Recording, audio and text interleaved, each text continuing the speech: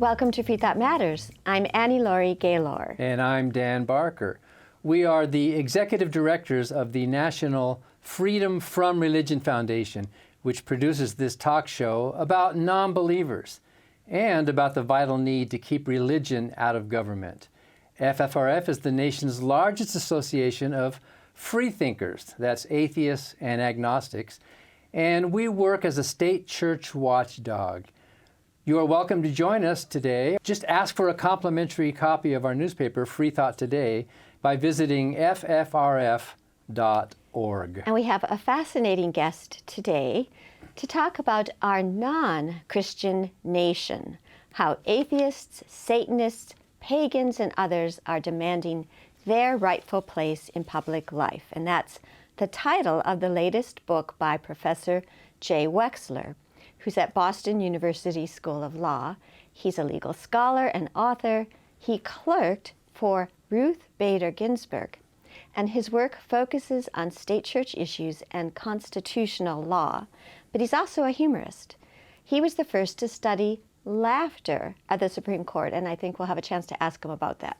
We first met Professor Wexler on one of his road trip adventures, which resulted in his 2009 book called Hullabaloos, a road trip to the battlegrounds of the church-state wars.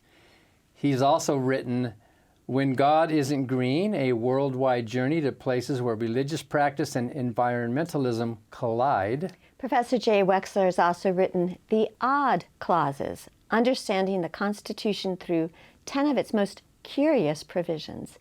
And he's authored the fictional works The Adventures of Ed Tuttle, Associate Justice, in other short stories, in a book called Tuttle in the Balance. So thank you for joining us today, Professor Jay Wexler. Well, thanks so much for having me. I love hanging out with FFRF in any way possible. Well, you did hang out with us a few years ago when you came on your road trip to research your book about Holy Hullabaloos, and you were in this building, the previous incarnation of this building. So it is nice to see you again. Right. It was great visiting you in Madison, and I think I was there also to meet some of the Amish who were from the town of New Glarus, from the famous Yoder versus Wisconsin case. It was a really great trip. That's right. That's the case about slow-moving vehicles and whether they had rights. But we showed you our building, and you'll have to come back because we've expanded Freethought Hall to about 5 times its original size with this studio and library and auditorium. So that'll be another road trip when the pandemic is over. I think I'd love to be there. Yoder was about going to school, wasn't it? About whether the children could actually go to school. Right. Wisconsin made everybody send their kids to school, to high school, and the Amish didn't want to send their kids after they turned 14. So up to the current day, we're noticing a real, I think, dangerous rise in Christian nationalism in this country, especially with the insurrection and the religious right. But you say, and your book says, that we are a non-Christian nation. Why do you say that?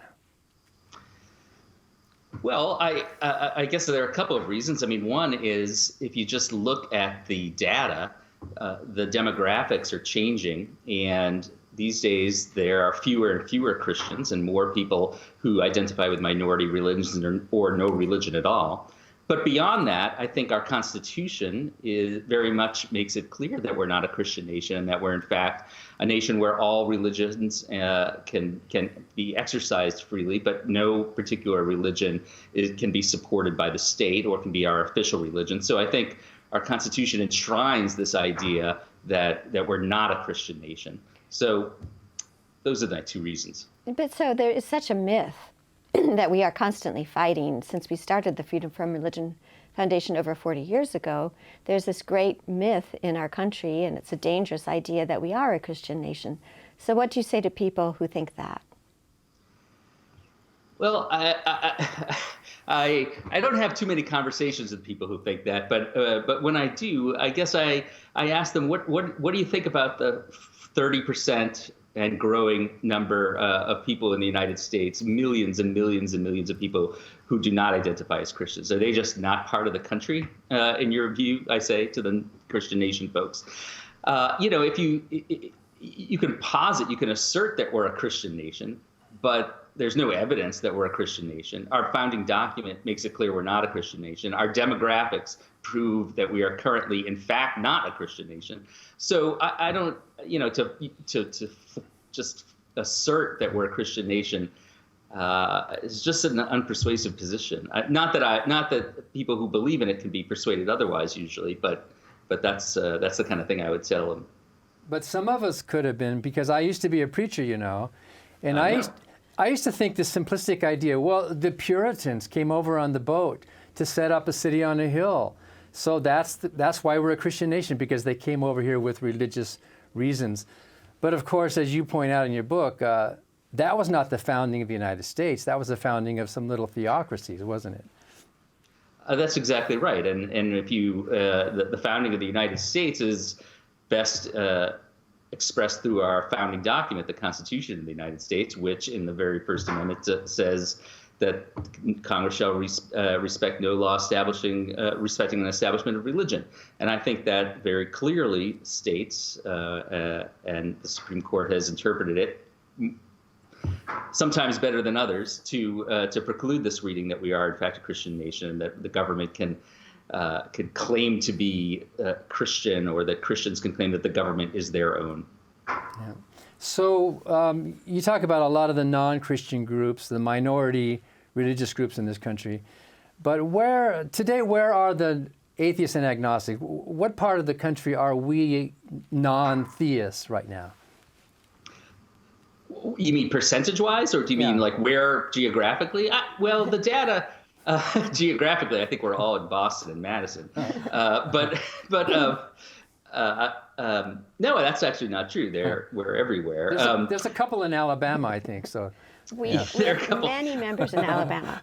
We do have many. Good. Yeah, and I have some friends in Arkansas who are definitely secularists. So we're everywhere, and the percentage, the numbers, you could quibble about the numbers, but you see numbers anywhere from 20% to 25% of people who claim that they believe in no particular religion at all. And there is some disagreement about whether those people are really Christians, but they don't. But maybe they don't practice as much as somebody who's a devout Christian.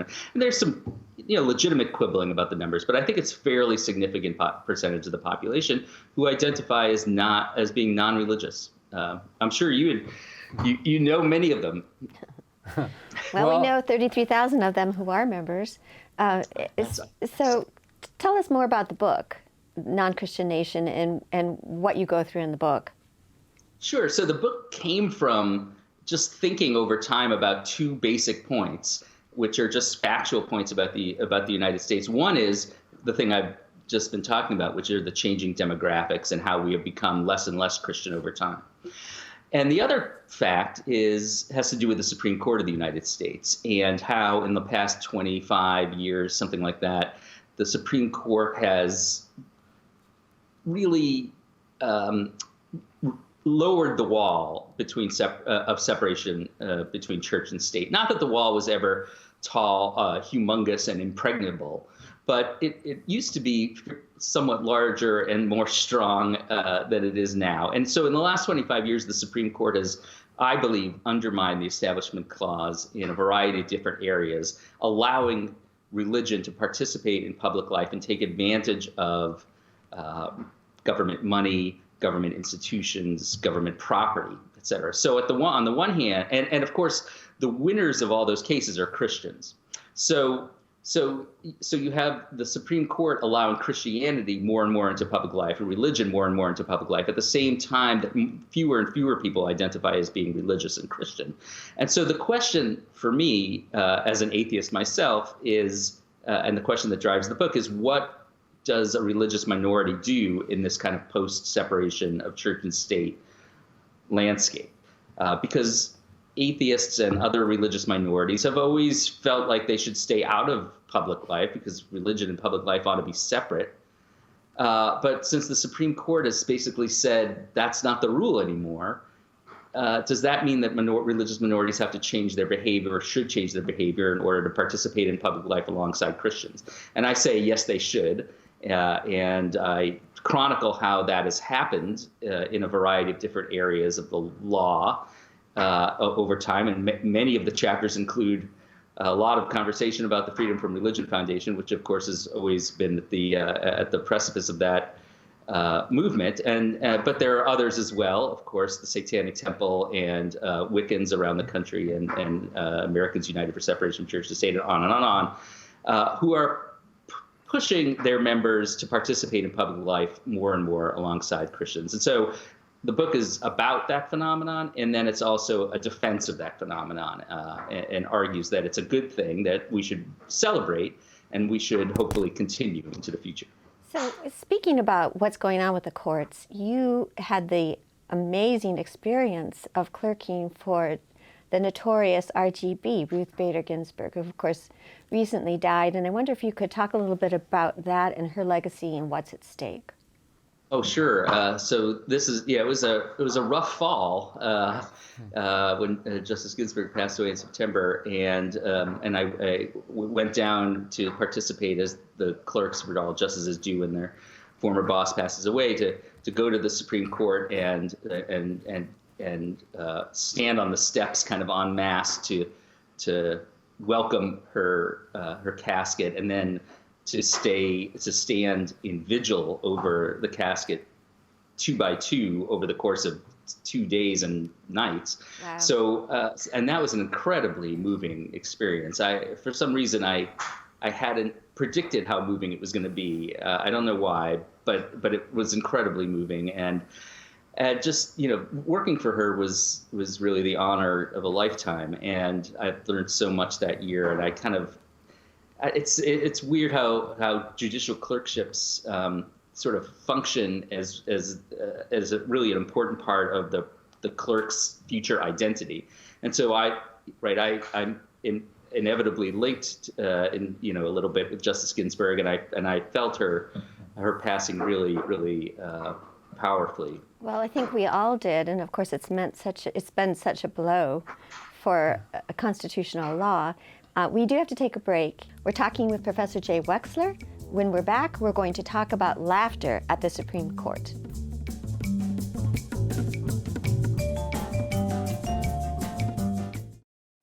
Hi, I'm Ron Reagan, an unabashed atheist, and I'm alarmed by the intrusions of religion into our secular government. That's why I'm asking you to support the Freedom from Religion Foundation, the nation's largest and most effective association of atheists and agnostics, working to keep state and church separate, just like our founding fathers intended.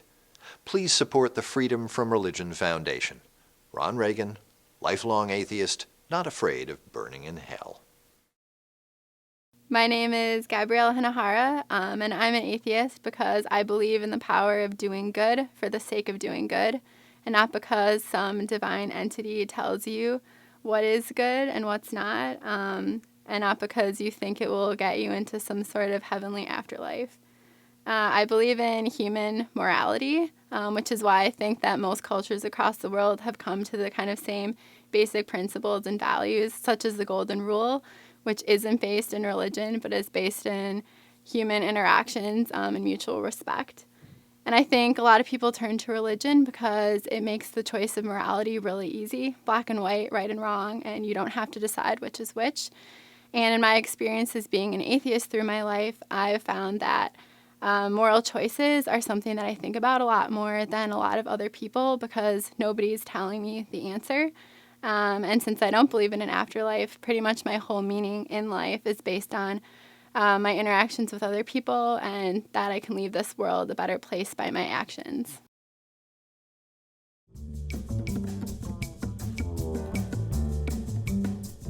And welcome back to Freethought Matters. We're continuing our talk with Professor Jay Wexler, who teaches at Boston Law School. Is that right? Boston School of Law. University School of Law. Boston University School of Law, who's authored many...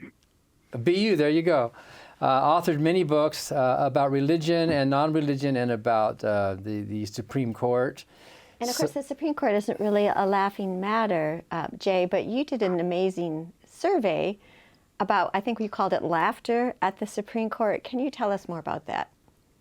Sure. Well, this is something I did in 2005, and it's kind of I did about 3 hours of work on this sort of humor piece, and it's forever become identified with my scholarly work. But basically, what I did is I counted the number of times over the course of the 2004-2005 term at the time, in which each justice got enough laughs in the courtroom gallery that the transcriber at the court wrote laughter, with parentheses, laughter.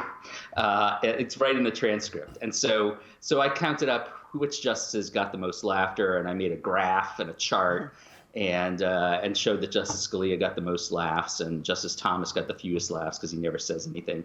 And Justice Ginsburg got the fewest laughs of any justice who talks. That's how she used to describe her performance in the. And I've been doing it ever since. Luckily, Adam Liptak of the New York Times liked the piece, and he wrote about it on the front cover of the New York Times in 2005. And so now that's me now. So what's going to be the status of the current Supreme Court and humor? What do you think? Yeah, I don't know. I mean, Stephen Breyer has been winning the championships ever since Scalia passed, and I assume that Breyer will be leaving soon. Although I mean, who knows? But Alito, I don't think Justice Alito himself has ever smiled, so he's not very funny. No, and he is not funny at all. And Kavanaugh just makes everybody want to cry. Now, I do know Amy Coney Barrett a little. We clerked together, actually. She clerked for Justice Scalia the same year I clerked for Justice Ginsburg. And I do like her as a person, but I don't expect her to get many laughs, and I am very worried about what her jurisprudence might bring. Yeah, so let's just talk a little bit about that. I don't know if you're willing to make some predictions or talk about the future of the Supreme Court. We have seen that the Trump administration has kind of taken over the federal judiciary by making almost a third of the appointments at the lower and appeals court level, and of course 3 justices at the Supreme Court level, including replacing Ginsburg with Barrett. So what's at stake and what can we do? Yeah, from the perspective of church-state relations, it's not looking good, I don't think. Maybe staying away from the Supreme Court as much as possible might be the best move here. What I'm worried about, so the court can't get that much worse on the Establishment Clause. I mean, that's the first thing to observe, is that in many areas of law, the Establishment Clause doesn't do very much at all anyways anymore. And that's just going to... We do hold firm on school law. Keeping religion out of schools, and that's what worries me. Right, that's what worries me too. I like, for example, school prayer. If I worry that somebody might raise that again, even though Engel and Schempp, the 2 main cases on school prayer, have been around for 50 years more. But I worry that this current court, which is not exactly dedicated to stare decisis, might see school prayer differently, might see other sort of school-related cases like the evolution, creationism, those kinds of cases. They might see them differently. Justice Scalia dissented, in some of those cases, and I think his jurisprudential views are kind of ascendant at the court now. So it kind of depends on whether those cases get brought and what the justices think of stare decisis. But yes, I'm worried, like you are, about the school context. Don't you think there's something of a train wreck in the future if the court is becoming much more conservative, at the same time that the demographics are becoming much less religious? I mean, how's that going to play out in the next decade or so? Yeah, it's difficult. The Supreme Court, does tend to lag behind the movements in society at large, since it's staffed by very old people for the most part who are on the court forever, right? So it's inherently a kind of conservative institution from that perspective. But I think you're right. I think we're going to see both of the trends that I talk about in my book, our non-Christian nation, continuing along the same trajectory. We're going to see the country as a whole become less and less religious, less and less Christian, but we're going to see the Supreme Court be more and more, open, I guess, to friendly to to government support of religion in a variety of ways. So I think it's going to make the problems that I talk about in the book even more acute and make it even more important that religious minorities, including secularists and atheists, continue to partake in public life to the extent that they feel comfortable and can do so, and make it clear that this is not a Christian nation, that there are plenty of Christians in the country, but there are plenty of other people who believe other things too, and we're gonna give invocations before government bodies. We're gonna put up symbols at Christmas and other times. We're gonna have after-school clubs right alongside the Good News Club. We're gonna ask for money, just like Christian soup kitchens and such ask for money. And so I think that's what we've got to do. And so I think sadly, in a sense, the book is more relevant now even than when I published it. No, I'd like it to be irrelevant. Like, it'd be great if all of a sudden the Supreme Court turned back its jurisprudence, and then people could throw away the book. That'd be fine. Well, I would live with that. But that's exactly what we think at the Freedom from Religion Foundation. We'd like to do ourselves out of a job. We don't think there should have to be a watchdog constantly for upholding constitutional principles, but it doesn't look like. I think there's good job security for quite a while right now. Yeah, please don't close up shop. No, we won't. It sounds like you're not in danger of that with five stories. We just wish that the times would change and we wouldn't need to be here. I wanted to ask you about your other book, a book about environmentalism and the role of religion. God Isn't Green or something? Is that right? God When God Isn't Green. When God Isn't Green. Could you talk a little bit about how perhaps religion is getting in the way of fixing the climate change problem?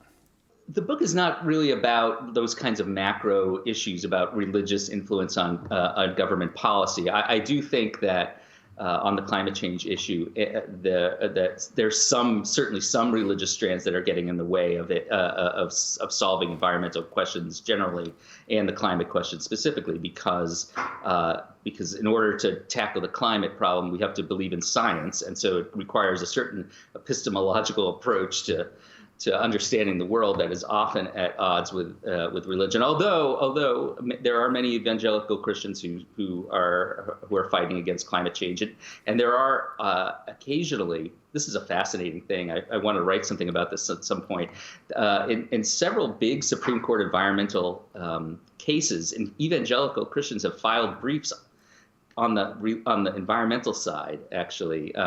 Arguing that the court ought to interpret environmental laws in a pro-environment way because of biblical teaching. But that's a different issue. My book was more about specific religious practices around the world, including the United States, but also in India and China and Guatemala and other places.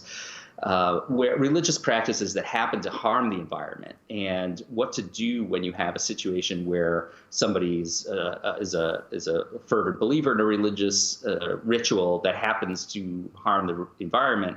How do we both protect religious freedom, which is something that I do believe in very seriously, but also protecting the environment at the same time, which is something I also believe in. So, and it's difficult in some circumstances to balance those interests. And so that's kind of what that book was about. It was also kind of an excuse to travel around the world and see really interesting things, which, Won't we enjoy doing that again someday? Yeah, I remember, like the other day, I actually exclaimed out loud, "I miss planes," or "I miss airports." That's what I said. I miss airports. Can you imagine? Yeah. So give us an example, either from Guatemala or the United States. You said India, Brazil. What are religious practices that are harming the environment?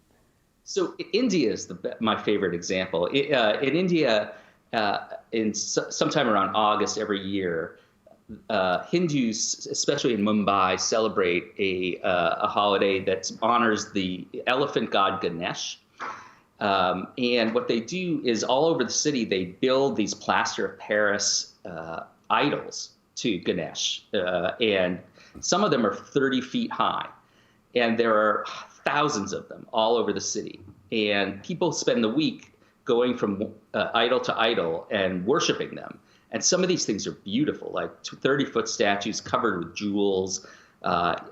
glorious items, and all that is terrific. But then at the end of the week, they take these idols and they parade them through the streets of Mumbai. So sometimes 100 people have to carry them because they're so big, and they bring them to the sea, to the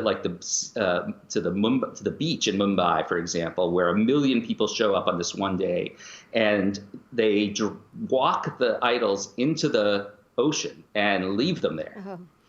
And the idea is sort of like it's you're saying goodbye to the god for the year, and the god will come back the next year. It's sort of about the impermanence of life, and so there's some. It's kind of an interesting ritual, but the environmental effects are disastrous. And so because plaster of Paris doesn't disintegrate, and so the next day, if you go there like I did in the morning after the big, after the hundreds of thousands of idols were left in the sea, you come to the beach and it's just littered with chunks of gigantic Ganesh idols all over the place. And that's just the stuff you can see, not much less the stuff that's in the water. So, and it's poisonous paint on the idols. And so it's a real environmental problem. And there are people in India who are very concerned with it and are doing things about it, but it's a problem. Well, thank you. Well, there are many problems related to religion, I'm afraid. So thank you so much for joining us, Jay. Thank you so much for having me. And thank you for watching Freethought Matters. Because Freethought matters.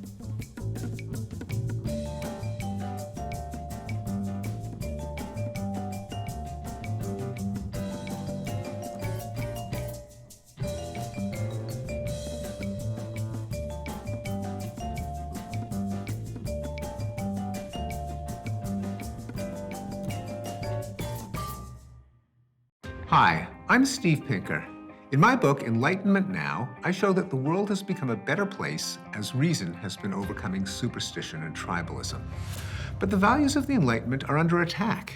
That's why I'm a proud member of the Freedom from Religion Foundation, the nation's largest association of free thinkers working to keep state and church separate. Please join me in supporting the Freedom from Religion Foundation to ensure that our government is driven not by religion, but by reason.